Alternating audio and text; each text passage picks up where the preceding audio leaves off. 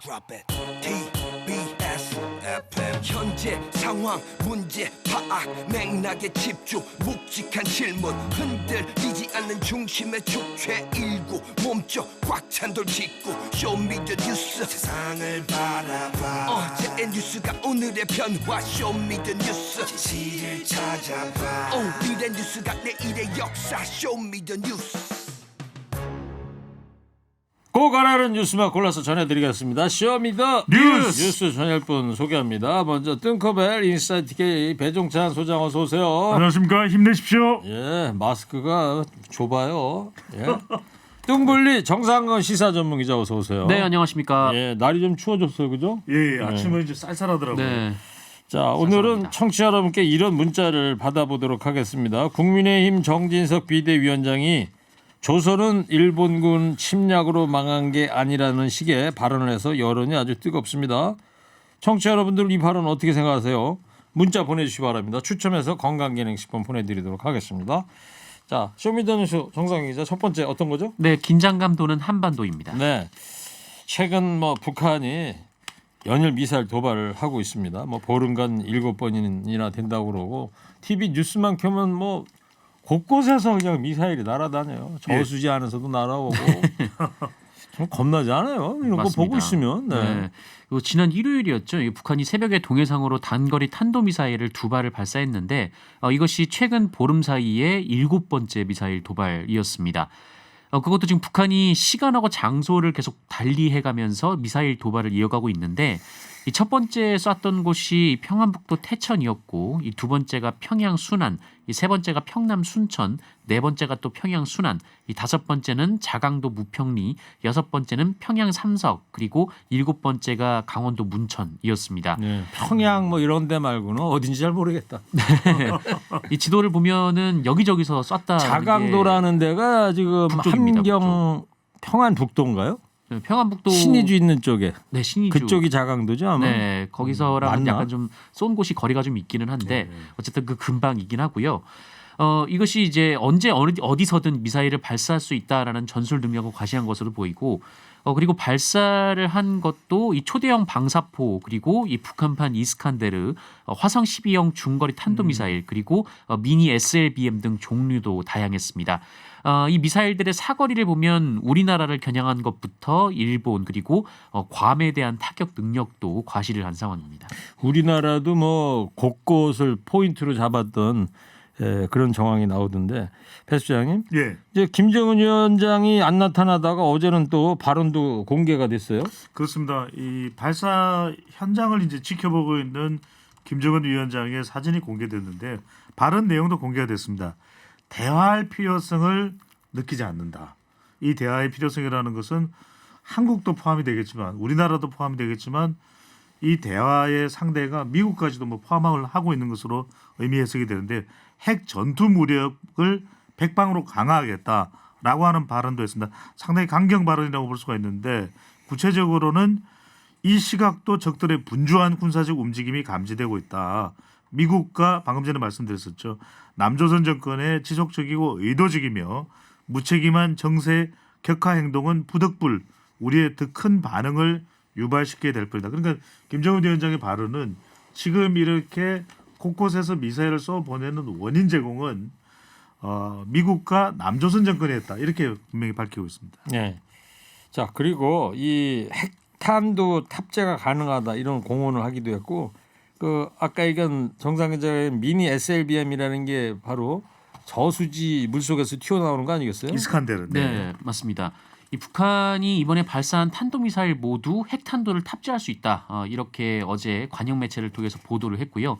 한마디로 이것이 다 핵무기로 이용될 수 있다. 이런 의미로 보입니다.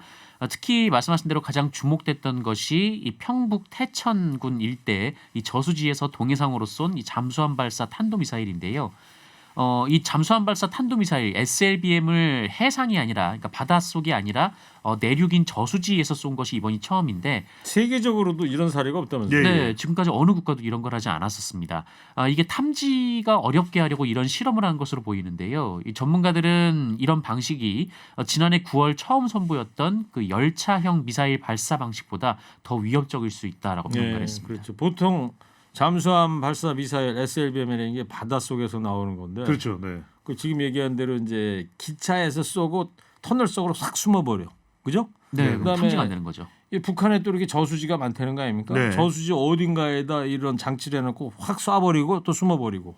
그러면 우리의 킬체인을 무력화시킬 수 있다. 이런 그렇습니다. 우려가 있어요. 그래서 이제 그게 킬체인 해피용인데 킬체인이 뭐냐면 이게 우리가 이제 북한의 미사일 발사 지점을 선제 타격하는 겁니다.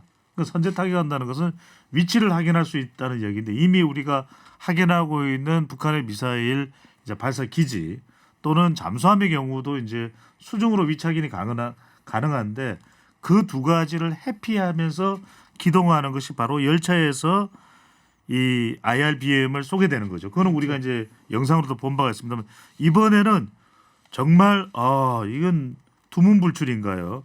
어디서 쏘는지 도저히 우리가 알 수가 없는 저수지입니다. 예. 내륙 저수지에 바지선을 설치하는 겁니다. 바지선을 설치한 다음에 이걸 콜드 론치 방식인데 수중에서 고압으로 미사일을 이렇게 세워서 이제 발사하는 방식이었는데 이렇게 되면 우리가 도저히 어느 저수지야 알 수가 없거든요. 네. 그래서 우리의 킬 체인을 해피하는 용도다라는 그렇죠. 분석이 나오는 거죠. 그러니까 킬체인은 이제 핵심이 선제타기라 그러는 건데 예, 이게 북한에서 무기가 먼저 미사일이 발사되고 나서 네. 그렇죠. 발사도 안 된 상태에서 선제타격하기는 상당히 어렵다는 거 아닙니까? 위험하죠. 선제타격 불꽃이 올라가야지 그 지점을 찾아내는데 예. 지금 얘기한 기차라든가 이 저수지에서 이 발사를 해버리면 숨어버리면 찾을 수가 없는 거 아니에요. 그렇죠. 근데 문제는 우리 군 당국과 정보 당국이 처음에는 이동식 발사대에서 쏜 것이다라고 해석을 했었거든요. 근데 이게 알고 보니까 저수지였더라. 네, 저수지였다는 거죠. 근데 예. 문제는 이 저수지에서 쏘려면은 이 부품들을 옮기고 하는 과정이 있지 않았었겠습니까? 네. 근데 이 과정도 전혀 인식하지 못했다라는 그거야 게 뭐 한밤중에 뭐 돌아다니고 그러면은 위성이 그걸 찾아낼 수 있을까요? 네, 뭐 어쨌든 이 부분도 이제 굉장히 좀 허점으로 지적이 되고 그래요. 있습니다. 이 배 수장님이 뭐 콜드 론칭 방식 이런 아주 콜드 전문 론치 용어. 방식입니다. 이게 뭐예요? 차갑게 뭐 발사한다는 거예요? 론치라는 뭐예요? 게 이제 발사니까 수중에서 이제 콜드 론치라는 이 장치의 명이겠죠. 그래서 이것을 들어 올려서 발사를 하는 거니까 정말 이건 우리가 그동안 보지 못했던 방식이죠. 그렇군요. 네. 근데 요거를 우리 군이 또 공개하지 않았다 그래서 뒷말이 지금 나오고 있잖아요. 네, 맞습니다. 말씀하신 대로 뭐 이런 저수지 발사도 그렇고 또 하나의 문제는 그 공군력으로도 지금 북한이 도발을 좀 이어갔었거든요. 그러니까 지난 6일에 이 북한이 이 전투기하고 폭격기 12대를 동원해서 이 특별감시선 남쪽에서 편대 비행을 한 일이 있었고요. 그리고 그 이후에 또 이틀 뒤인 지난 8일에는 이 전투기 150대를 동원해서 대규모 항공 훈련을 진행을 했었습니다. 네. 이게 이 북한 노동신문이 이 사실을 공개함으로써 알려졌는데요. 다만 이 훈련은 특별감시선 이북에서 이루어졌었다라고 합니다. 그러니까 이제 방금 전에 정성 기자가 잘 설명을 했는데 북한의 비행기 150대가 이제 군사력을 또 보이기 위해서 이제 이룩하긴 했지만 이게 이북에서 이제 우리 군사 경계에서는 이북이었거든요. 예. 우리도 대응을 하긴 했습니다. 근데 이제 이북에서 군사력을 강조한 건데 그걸 우리가 굳이 뭐 공개할 이유는 없었기 때문에 공개를 안 했다고 네. 봐야겠죠. 150대라고 양은 뭐 그렇게 된다고 그러지만 사실은 북한 보유 공군력이라는 게 상당히 이제 낡은 것들 아니겠습니까? 네, 미국이. 미국이고 우리나라야 뭐 지금 첨단 F-35A도 이제 보유하고 있기 때문에 스텔스기. 네. 자, 이 북한 도발 수위는 이렇게 높아지는데 국제 사회는 해결하기 어려워지고 있어요, 지금. 네, 이 북한 탄도미사일이 일본 영공을 넘어간 이후에 그 유엔에서 이 문제를 논의하려고 안전보장이사회가 소집이 되기는 했는데요. 그런데 뭐 아무런 소득 없이 그냥 끝나버렸습니다.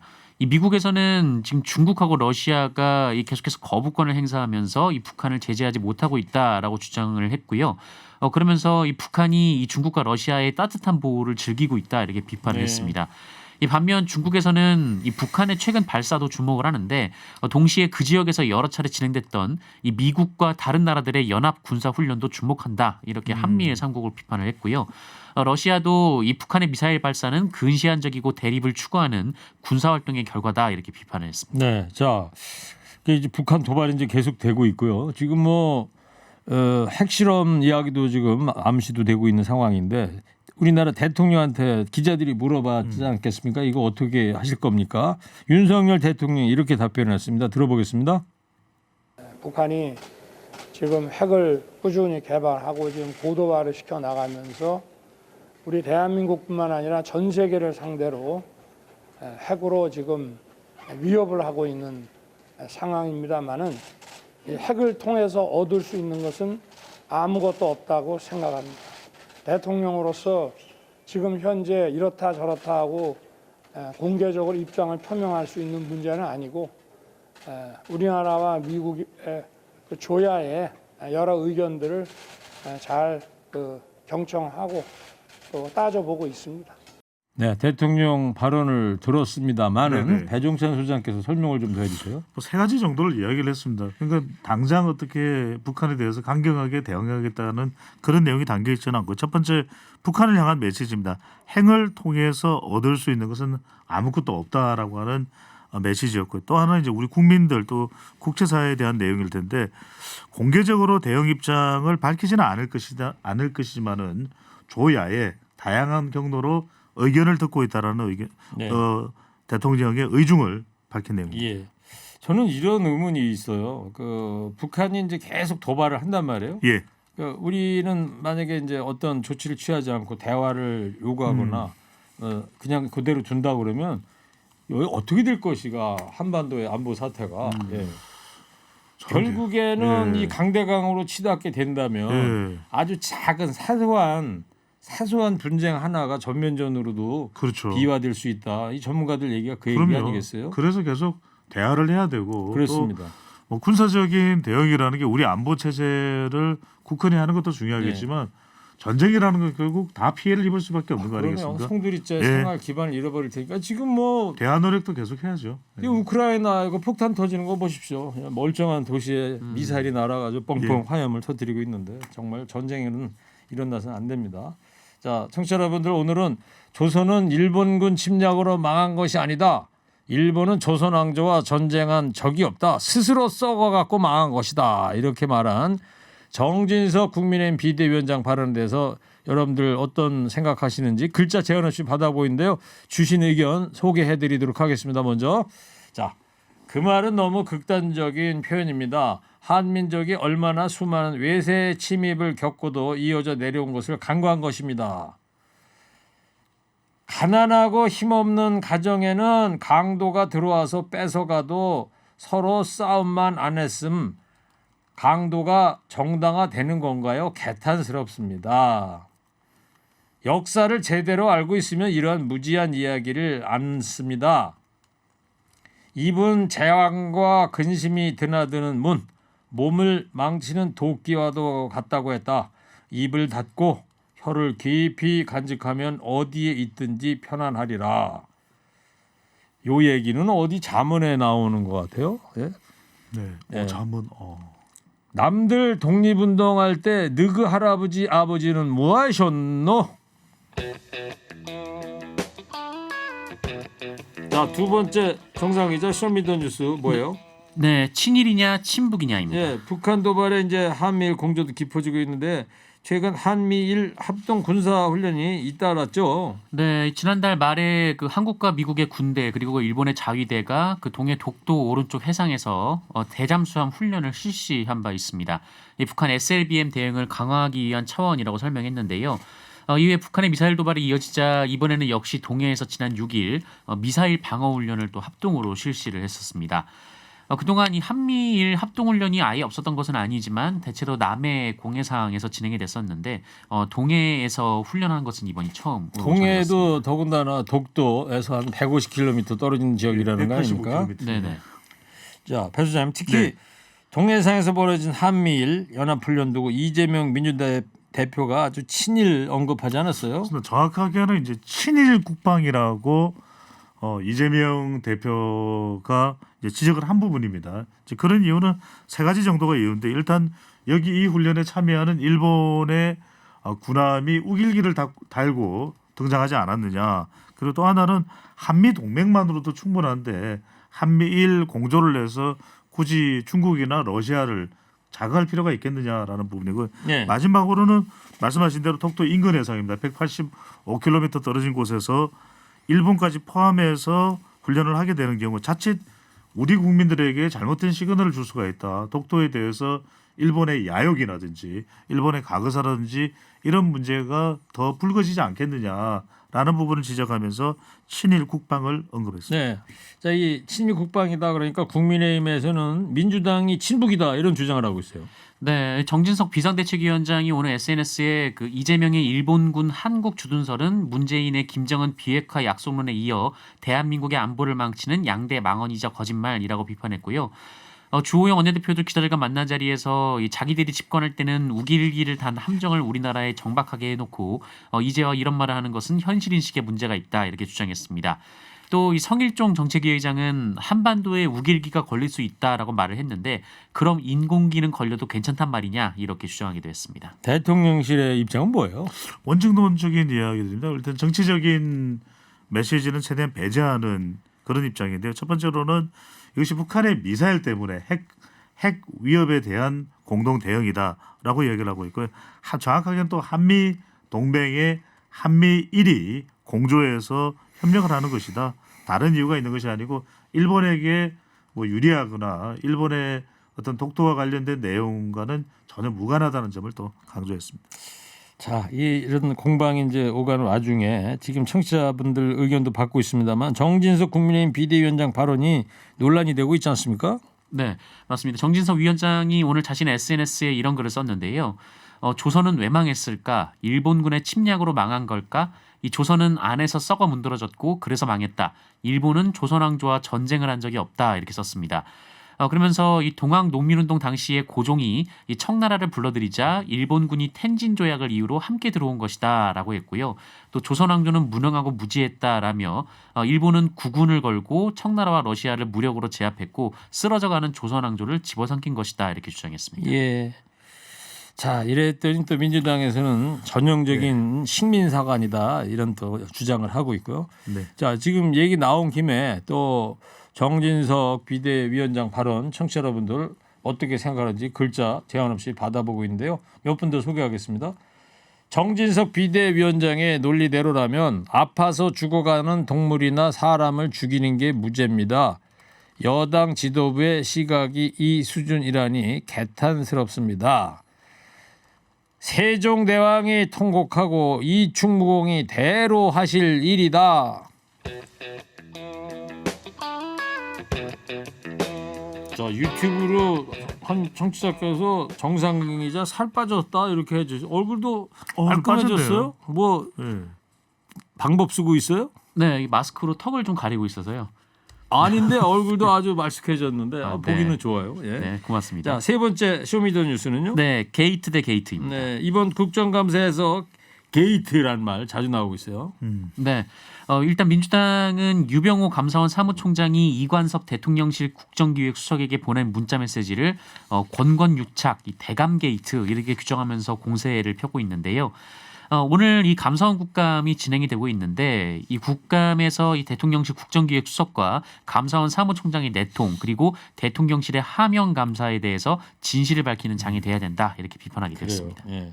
대감 게이트다 이런 말을 하는 거죠. 대통령실 감사원 예. 게이트인데. 자, 교수님, 국민의힘에서는 대장동, 백현동 등 이재명 대표 관련 의혹을 연일 비판하고 있습니다. 그렇습니다. 이제 국정감사인데 지난 대선에서도 대장동 게이트 계속 강조가 됐던 부분 아니겠습니까? 국민의힘이 여전히 대장동, 백현동 관련해서는 지금 기소까지 되어 있는 상황이기 때문에 빨리 의혹을 밝혀라라는 부분을 계속 이야기하고 있고 이게 경기도뿐만 아니라 지금 성남시 의회의 국민의힘 쪽에서도 계속해서 관련 의혹에 대한 규명을 해달라는 내용들이 나오고 있는 상황입니다. 그래요. 자, 두 분도 마지막으로 한 줄 평으로 예. 청취자들처럼 정진석 비대위원장 발언 조선은 일본군의 침략으로 망한 게 아니라 조선 내부에서 썩어서 망한 것이다 이런 발언을 했는데 두 분은 어떻게 생각하시는지 한 줄 평으로 듣겠습니다. 먼저 뚱커발 베타 해주세요. 3, 2, 1. 아 이러다 다 죽어. 이것을 한준평이라고 하고 있니? 기야 이 어째네 듣고 있어야 되니? 창첸이 아주 한심하다 이런 반응을 보입니다. 예. 이어서 정상근 기자 해주세요. 3, 2, 1. 그럼 이완용이 판 것은 무엇인가? 난 저기 모히또 가가지고 몰디브나 한잔 하려니까. 잘했는데. 네, 잘했는데요. 몰디브 저도 한잔 하고 싶네요. 갑자기 아니, 뭐 기준이 모히또가 뭐예요? 나오고 기준이 뭐죠? 기준이 없죠. 그냥 아무거나 그냥 누르는 거예요. 예. 예. 그냥 허기가 머리가 아파서 떠나고 싶다는 뜻으로 저런 얘기를 했답니다. 예. 다 갖다 붙이는 말이에요. 자, 쇼미더뉴스 지금까지 배종찬 소장, 정상근 기자였습니다. 두 분 고맙습니다. 쇼미더뉴스.